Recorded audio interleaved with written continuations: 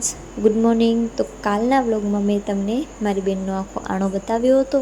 તો બસ આજે બધો એનો સામાન બધો ભરી અને આજે એને જવાનો હતો એના સાસરે. તો આ બધી વસ્તુઓ, જેટલી વસ્તુઓ કાલે મેં તમને બતાવી હતી, બધી પેક કરી અને ચડાવી દીધી. પછી મારા ભાભી તેને ગાડી સુધી મૂકવા જતા હતા. તો બસ એને ગાડીમાં બેસાડી અને એને પાણી આપ્યું. બહુ જ રોતી હતી તો થોડીક છાની રખાવી. પછી એને મગ આપ્યા હાથમાં, કંઈક હોય કે જાતા જાતા મગ ઢોળતા જવાય, એટલે બસ એને મગ આપી દીધા. બધા અમે એને જોતા હતા પરેથી જ, કેમ કે બાજુમાં અમે જઈએ તો એ રોવા માંડે. એટલે હું કે મમ્મી કે અમે બીજા કોઈ ના ગયા, મારા ફૂઈ, માસી અને મારા ભાભી એ લોકો ગયા. એને સમજાવી, થોડીક છાની થઈ, એટલે બસ પછી એ લોકો જવા માટે નીકળી ગયા.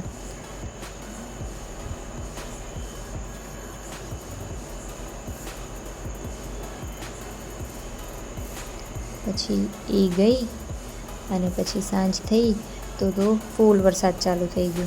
વરસાદ આવ્યો એટલે લાઇટ પણ હાલી ગઈ. લાઇટ હાલી ગઈ હતી, વરસાદ ચાલુ હતો.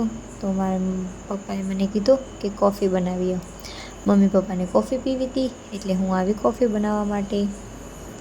તો મેં કપ લીધો, એમાં થોડુંક પાણી નાખ્યું, કોફી નાખી અને ખાંડ નાખીને બરાબર કર્યો મિક્સ ઘણી બધી વાર કર્યો, કેમ કે મારું દૂધ ઉકળતો નહોતું. એટલી વાર શું કરવું, તો એને જ મિક્સ કરતી હતી ઘણી બધી વાર મિક્સ કરી અને એની જે ખાંડ હતી ત્યાં સુધી તો લગભગ ઓગળી ગઈ ને મેં એટલો મિક્સ કર્યો. આમ તો આટલું કરવાનું ના હોય, પણ મારા કંઈ બીજું કામ નહોતું એટલે મેં કરી નાખ્યું. અને પછી મારું દૂધ મસ્ત ઉકળી ગયો એટલે મેં નાખી દીધું કપમાં દૂધ.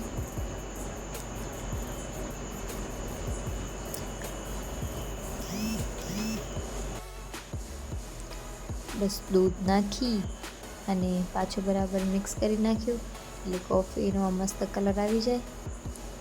મિક્સ કરી નાખ્યું એટલે બની ગઈ મારી કોફી. બસ પછી કોફી બની ગઈ એટલે મમ્મી પપ્પાને આપી દીધી. કોફી પીધી, થોડી વાર થઈ એટલે જમવાનું બનાવવાનો ટાઈમ આવી ગયો. તો આજે જમવામાં મેં બનાવ્યા રસમ રાઈસ, કેમ કે મારી બેન અને મારા ભાઈને બહુ જ પસંદ છે. તો બસ મેં બનાવ્યા રસમ રાઈસ.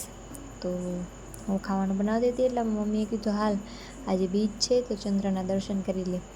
તો કીધું હા સારું હાલો. પહેલાં ખાવાનું બનાવતી હતી, ગેસ બંધ કરીને હાલી ગઈ. કીધું હાલો પહેલાં ચંદ્રના દર્શન કરી લઈએ. ચંદ્રના દર્શન કર્યા, થોડી વાર ત્યાં ઊભા રહ્યા અને પાછા આવી અને પહેલાં તો એ રસમ હતી એ બનાવી લીધી અને પછી રોટલી બનાવવા લાગી ગઈ. મારી બેન છે એને રોટલી બનાવવું બિલકુલ જ પસંદ નથી, એટલે એને મને લોટ બાંધી દીધો પણ રોટલી ના બનાવી દીધી. તો મેં કીધું વાંધો નહીં, આમ એને આવડતી નથી, એના હાથની રોટલી આપણે ખાઈએ એવી બને પણ નહીં. એટલે મેં બનાવી લીધી રોટલી. એ ક્યારેક જ સારી રોટલી બનાવે, એ ભૂલથી સારી બની જાય, બાકી એને આવડે નહીં કાંઈ રોટલી બનાવતા. પછી એને રોટલી બનાવતા શીખડાવી અને પછી આજે હું ફોન જોતી હતી સાંજે, તો મને એક આ રેસીપી મળી હતી. ડુંગળીમાં મીઠું ને પછી આ ધાણા જીરું, લીંબુ અને એ બધી વસ્તુ નાખવાની અને ડુંગળીને કંઈક પહેલાં પલાળીને રાખવાની હોય, ગોલ સ્લાઈસ કરી. એ બધું તો મેં પહેલાં જ કરી લીધું હતું. પછી બધા મસાલા મિક્સ કરી નાખ્યા, કેમ કે ફોનમાં મેં વિડીયોમાં જોયો તો એ પણ આવી જ રીતે મિક્સ કરતા હતા. હવે આને કહેવાય શું એ તમે મને કમેન્ટ કરીને કહેજો, બાકી આને મને નામ ખબર નથી. પછી બસ એ બની ગઈ એટલે મમ્મીએ મને બનાવી દીધા બાજરાના રોટલા, કેમ કે મારા પપ્પાને બાજરાના રોટલા ખાવા પસંદ છે. તો મમ્મીએ બનાવે બાજરાના રોટલા. કોને કોને આવી રીતે બાજરાના રોટલા બનાવતા આવડે છે કમેન્ટ કરીને કહેજો. તો બસ મમ્મી બાજરાના રોટલા બનાવતી હતી ને હું મમ્મીને જોતી હતી, કેમ કે મને બધું ખાવાનું બનાવતા આવડે, પણ આ બાજરાના રોટલા મારાથી ક્યારે મોટા ના બને. બસ હું મીડિયમ સાઇઝના જ બનાવી શકું, અને એ ક્યારેક બગડી પણ જાય. બાકી આમ તો ઠીકઠાક બની જ જાય, પણ આટલો જેટલા મમ્મીના રોટલા મોટા હોય એટલા મારાથી મોટા ના થાય, મારાથી થોડાક નાના થાય. તો બસ જોતી હતી એટલે મેં ચટણી બનાવી નાખી. બાજરાના રોટલા ભેગી ચટણી બહુ જ મસ્ત લાગે એટલે મેં બનાવી નાખી ચટણી. પછી રોટલા શેકાઈ ગયા, ચટણી બની ગઈ એટલે મમ્મીએ કીધું ખાવાનું પછી હાલો બધો ભેગો કરી નાખ્યો, એટલે ખાવાનું ભેગું કરીને અમે બધા બેસી ગયા જમવા.